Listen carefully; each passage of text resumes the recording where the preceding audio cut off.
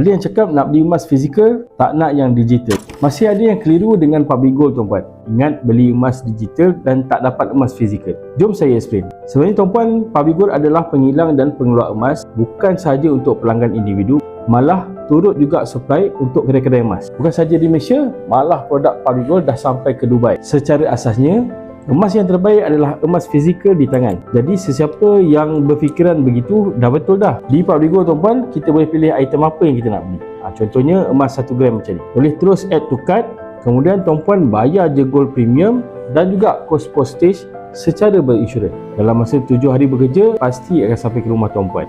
Mudah kan? Cuma untuk item yang 22 gram ke atas, tuan-puan kena set appointment dan collect di cawangan yang terdekat. Jangan risau tuan-puan, public gold dah ada 19 cawangan di seluruh Malaysia. Kalau tak nak tunggu, tuan-puan boleh je withdraw dari lebih 50 ATM emas di seluruh negara. Senang kan?